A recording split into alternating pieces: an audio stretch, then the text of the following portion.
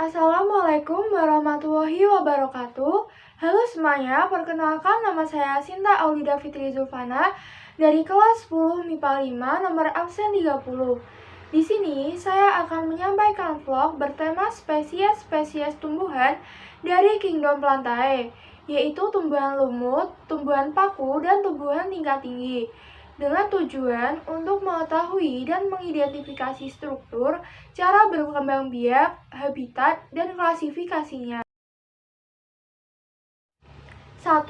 Lumut atau Birophyta. Lumut adalah salah satu anggota Kingdom Plantae yang digolongkan ke dalam tumbuhan non-vaskular atau Ateophyta karena belum mempunyai berkas pengangkut yang sesungguhnya. Ciri-ciri lumut yaitu 1. Bersifat mikroskopis dengan tinggi rata-rata 1-2 cm. 2. Belum mempunyai akar, batang, dan daun yang sebenarnya. 3. Mengalami pergantian keturunan atau metagenesis antara generasi gametofit atau tumbuhan lumut dan generasi sporofit atau sporonium. 4. Habitat di tempat yang lembab atau basah. Tumbuhan lumut dibedakan menjadi 3 divisi, yaitu 1. Musci atau lumut daun, 2. Hepaticae atau lumut hati, 3. Anthopicae atau lumut tanduk. Selanjutnya, di sekitar lingkungan rumah saya menemukan lumut daun atau musci. Selanjutnya, saya menemukan musci atau lumut daun di sekitar lingkungan rumah saya yang lembab dan basah. Struktur musci atau lumut daun yaitu terdiri dari sporangium sebagai tempat pembentukan spora, seta atau tangkai spora, serta yang biasa ditemui yaitu gametofit dan sporofit, juga stolon dan rhizoid. Selain itu, struktur tubuh tumbuhan lumut yaitu tubuhnya bersifat multiseluler. Sel penyusun tubuhnya telah memiliki dinding sel yang terdiri dari selulosa, batangnya tidak memiliki pembuluh akut, akar belum sempurna dan masih berupa rhizoid. Lumut berkembang biak dengan cara reproduksi aseksual dengan pembentukan spora dan gema atau kuncup, sedangkan reproduksi seksual dengan penyatuan gamet.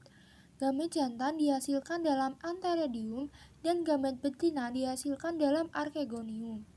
Berikut merupakan bagian secara jelasnya. Spora haploid yang jatuh di tempat lembab akan berkecambah menjadi protonema. Protonema akan berkembang menjadi gametofit dan selanjutnya gametofit akan menghasilkan antheridium dan archegonium. Antheridium menghasilkan gamet jantan dan archegonium menghasilkan gamet betina.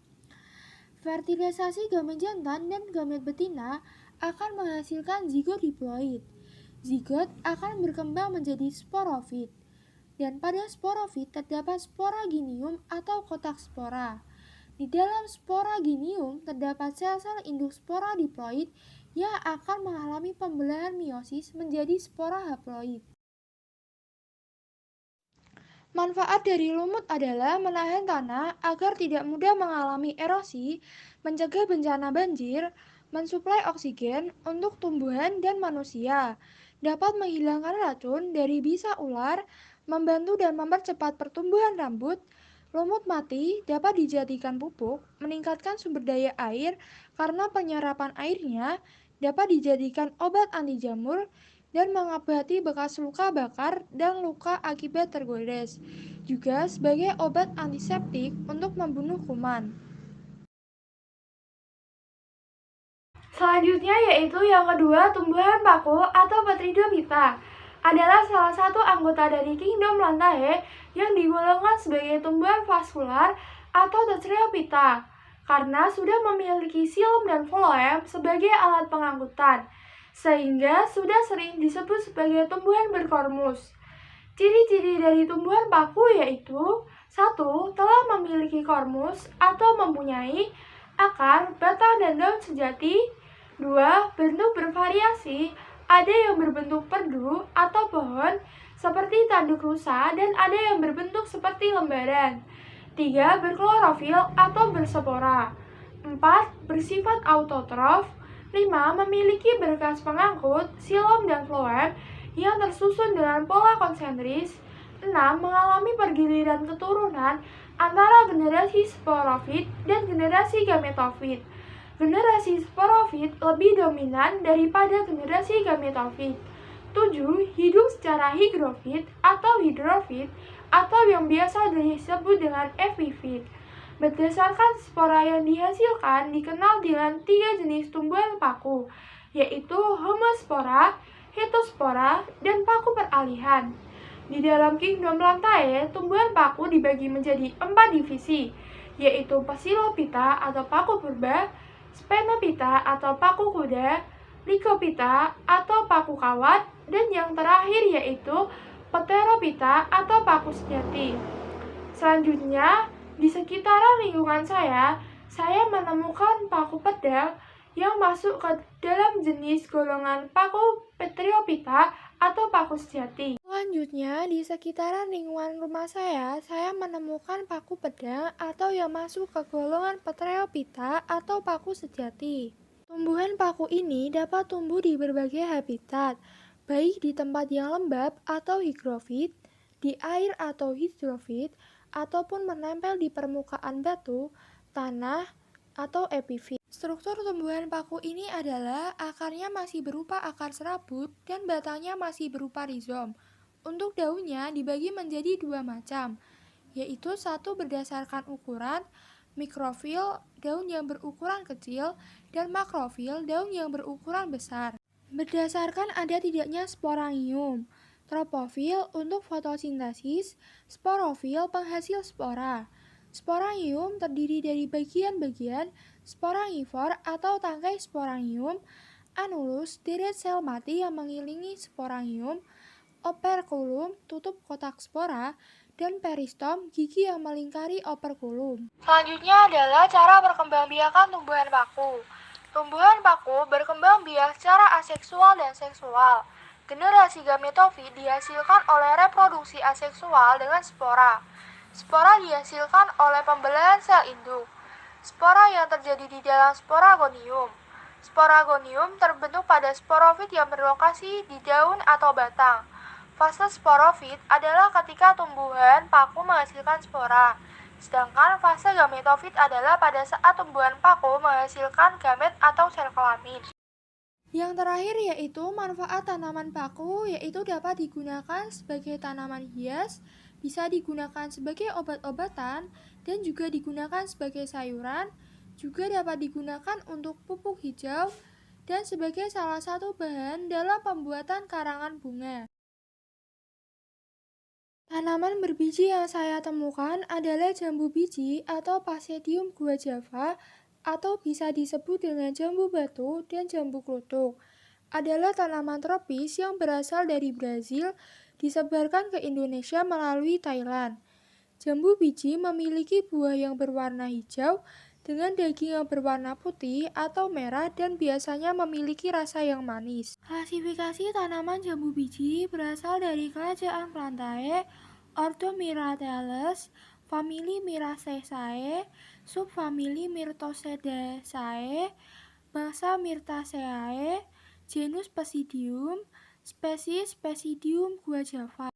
Jambu biji dibagi menjadi 2, yaitu Agiospermae atau tumbuhan berbiji tertutup dan Gymnospermae atau tumbuhan berbiji terbuka.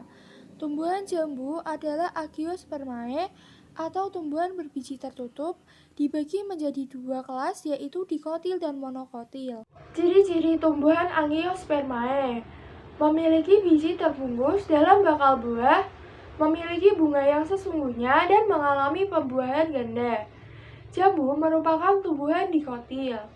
Ciri-ciri dari tumbuhan dikotil adalah memiliki batang dan daun sejati, autotrof, multiseluler, memiliki bulu pengangkut seperti xilem dan phloem, memiliki spasa klitedon, memiliki akar tunggang dan akarnya berkambium, memiliki bunga dengan kelipatan 4 atau 5, memiliki batang yang berjaban dan memiliki ranting.